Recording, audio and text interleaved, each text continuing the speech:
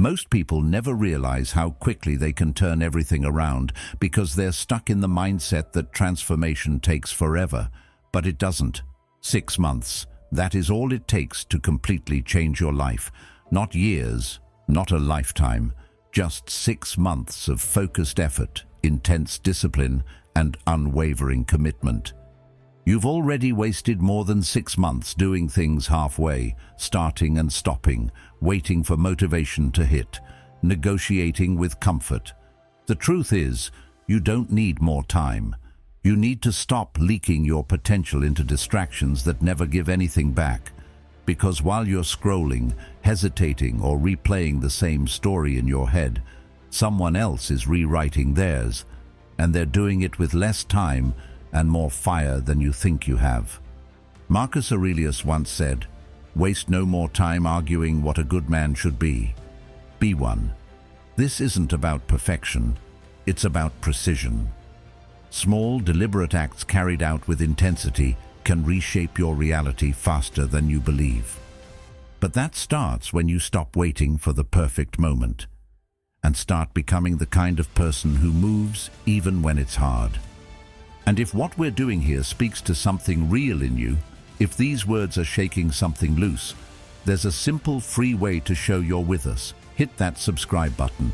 We're not here to motivate you for a few minutes. We're here to help you take your power back, fully, intentionally, and without apology.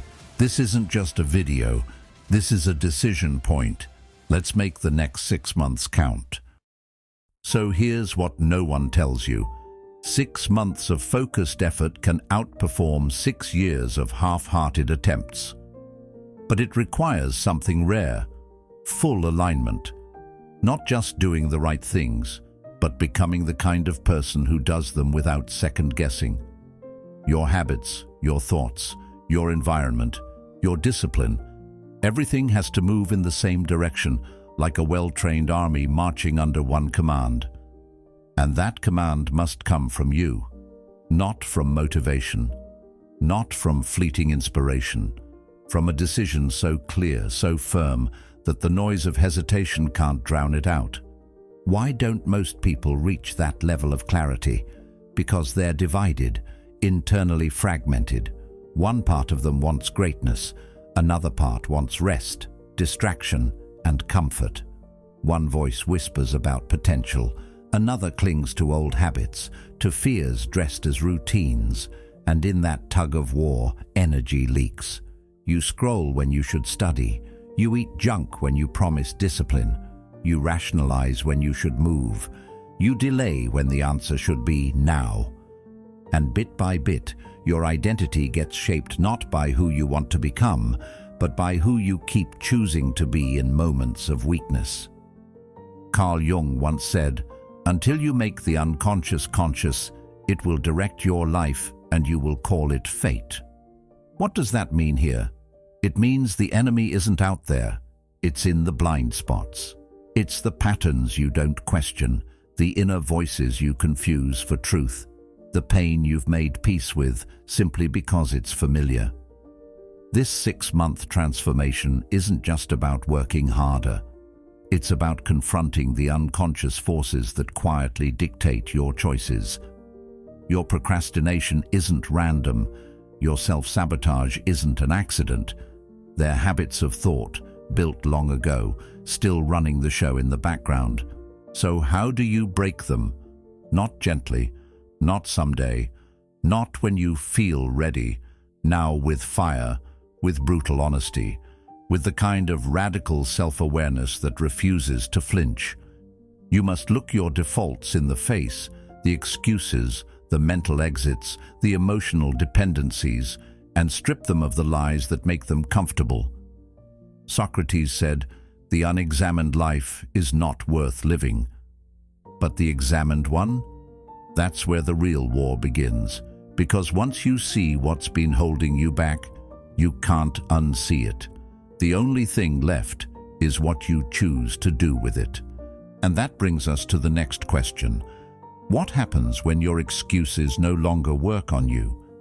Ask yourself, what have the last 6 months really looked like?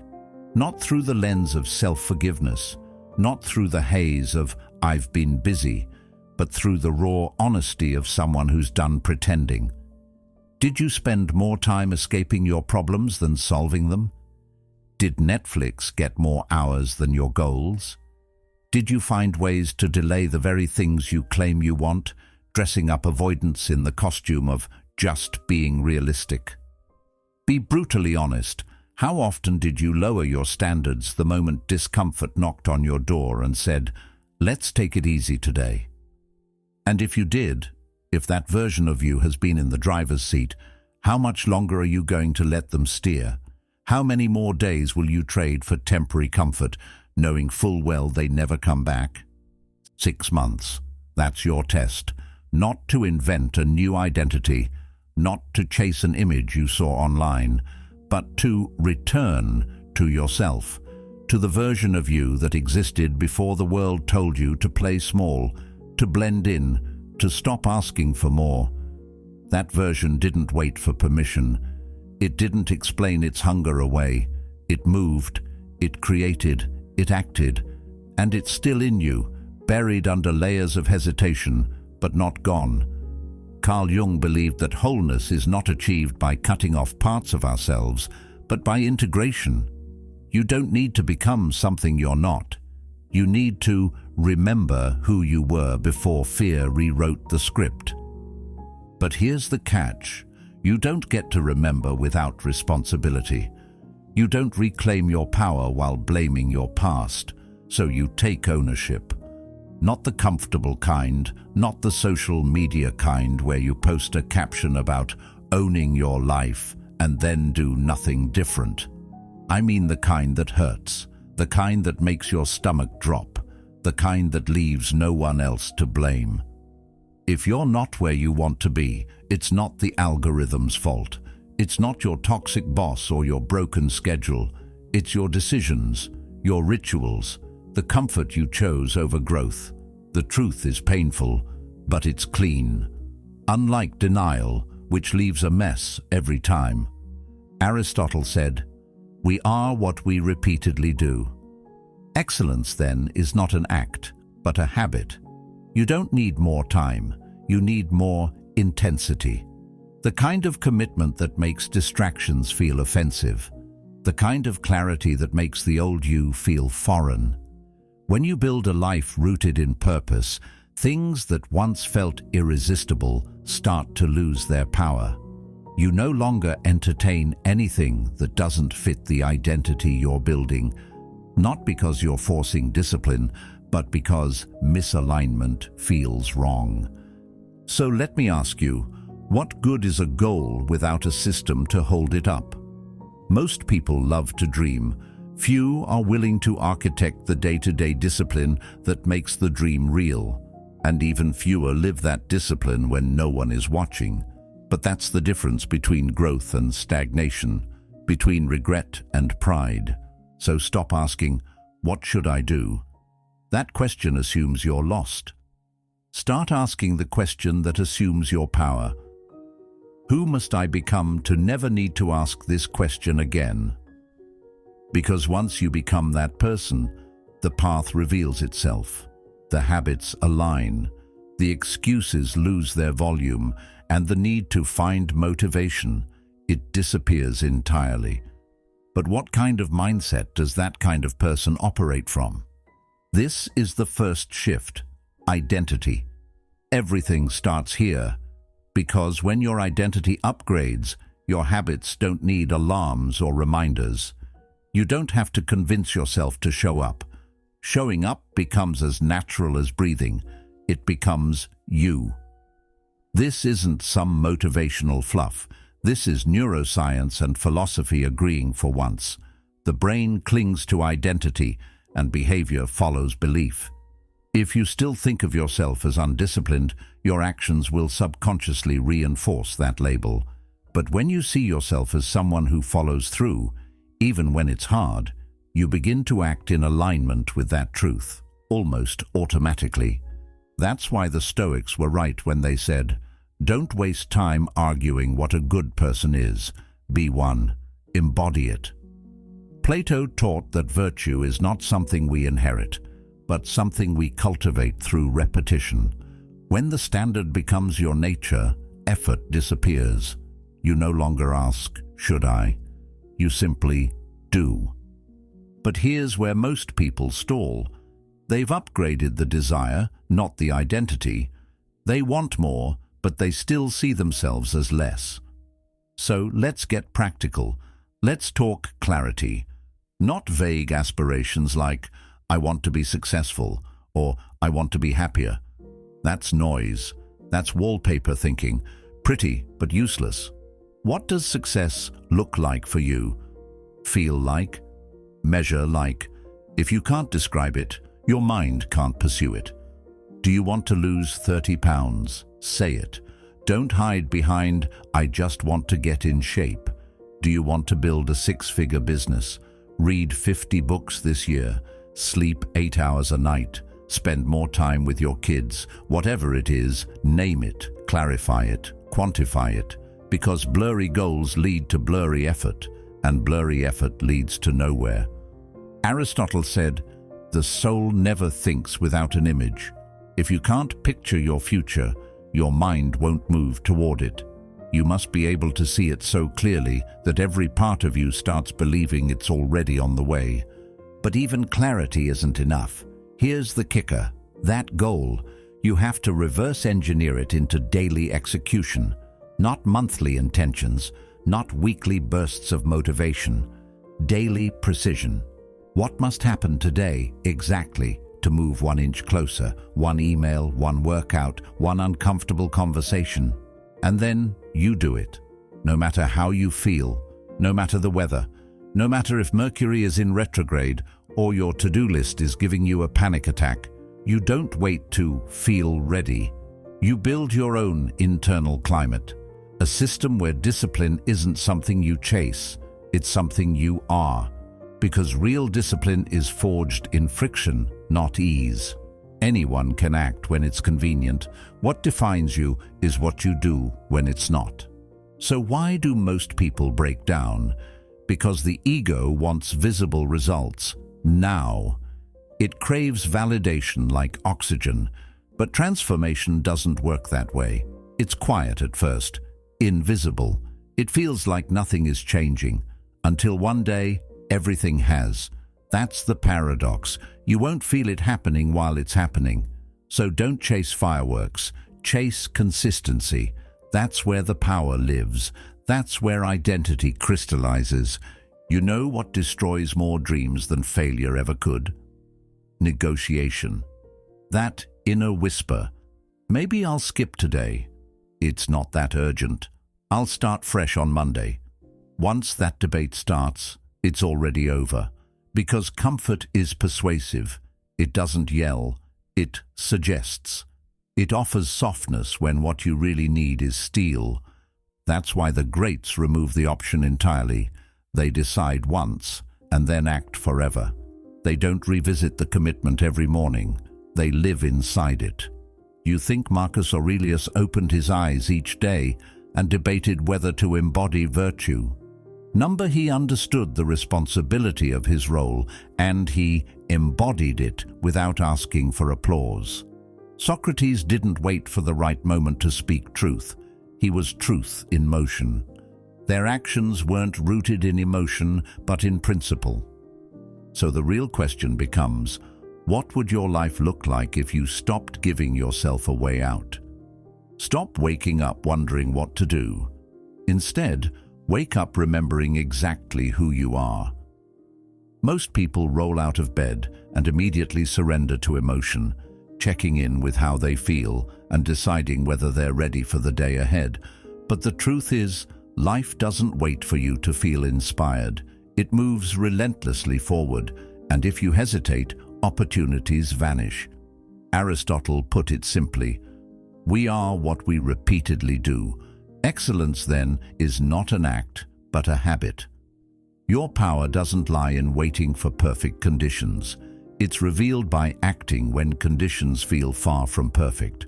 When you act despite your feelings, when you choose discipline over comfort, something remarkable begins to happen. Your emotions begin to follow your actions rather than leading them. This subtle shift reshapes your identity. You become someone who moves purposefully, decisively, consistently. Action creates identity. Identity builds momentum. Momentum carries you forward, turning seemingly small daily victories into profound transformation. But how do you maintain momentum when life is so eager to distract you? Momentum, after all, is fragile. You protect it by guarding your time as though your very life depends on it, because it truly does. Consider the limited nature of your days and weeks. Every moment you surrender to trivial distractions or aimless scrolling is a quiet surrender of the life you truly want. Most people aren't lazy, they're just experts at quietly losing track of their time. Their days leak away, drip by drip, into activities that offer no real return. Carl Jung warned us, "You are what you do, not what you say you'll do." Your time and your attention are among the most valuable resources you possess, yet how often do you treat them as disposable? How many small interruptions, harmless at first glance, gradually erode the very foundations of your dreams? Understand, this isn't about relentless hustle or endlessly pushing yourself into exhaustion. This is about reclaiming sovereignty, taking back control of the hours and minutes that define your life. Ask yourself honestly, who really owns your day? Is it you, or is it every passing impulse, every trivial notification, every random thought begging for your attention? If you don't actively defend your focus, distractions will effortlessly conquer it. Plato once said, "The first and greatest victory is to conquer yourself. Begin that conquest by structuring your days intentionally. Design your life thoughtfully, create moments of uninterrupted focus, protect deep work as something sacred, and honor periods of quiet reflection as non-negotiable. This is how you craft a life with intention, purpose, and clarity. But why stop at simply structuring your days? Why not raise the bar higher? Why not elevate your standards? Not eventually, not someday, but right now. Because here's a powerful truth: your standards define the limits of your potential. Aristotle believed that the purpose of life is the realization of excellence. If you demand excellence, excellence emerges. If you accept mediocrity, mediocrity becomes your reality. So ask yourself this deeply: are your current standards truly worthy of the life you envision, or is it time to redefine them entirely? While others are still carefully laying plans, hesitating and waiting for the perfect moment, you're already in motion. You're already putting your mark on the world. While they calculate risks and weigh every possible outcome, you're boldly creating outcomes of your own. Because here's the truth they haven't realized yet: life rewards motion, not contemplation. It favors those who take action, those who push forward even when certainty isn't guaranteed. You see, confidence isn't quietly cultivated through endless contemplation or theoretical analysis. It's forged in action, born from repeatedly stepping into uncertainty and discovering that you can handle whatever comes your way. Aristotle famously said, "Courage is the first of human qualities, because it is the quality which guarantees the others." When you step into action, courage and confidence follow. You don't need more preparation. You need fewer excuses, fewer hesitations, fewer moments of doubt.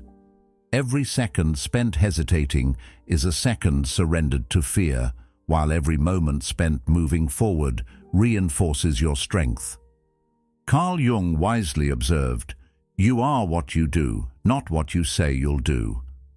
Every day you're either reinforcing your personal power or feeding your weaknesses.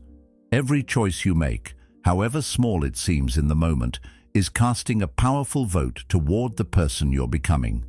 Your habits, your routines, even the seemingly insignificant decisions you make throughout the day, all add up. Each one pushes you closer to your ideal self or drags you further away. So ask yourself, which direction did you move today? And since every action counts, why not move decisively, swiftly, and with purpose? Plato believed deeply in the principle that human behavior flows from three main sources: desire, emotion, and knowledge. Align these three elements and let them propel you forward. Move with an unrelenting hunger. Move with a sense of obsession. Not reckless obsession, but the kind that clarifies and energizes your every action, making distractions feel meaningless. When you move like this, hesitation no longer controls you. Fear doesn't define your decisions. Momentum takes over, and momentum is the most unstoppable force there is. If you commit to this level of intensity and clarity for the next 6 months, you won't recognize the person you used to be. Think about that. The hesitant version of you, the one who used to delay, stall, and second-guess, will become a distant memory. Instead, you'll move with purpose. You'll speak with conviction. You'll think clearly, precisely, in full sentences, rather than the fragmented phrases of doubt and indecision. The fog of uncertainty will lift, replaced by a vibrant clarity of mind, body, and spirit. Perhaps the most profound transformation, though, is that when you look back, it won't be pride you feel. It'll be gratitude.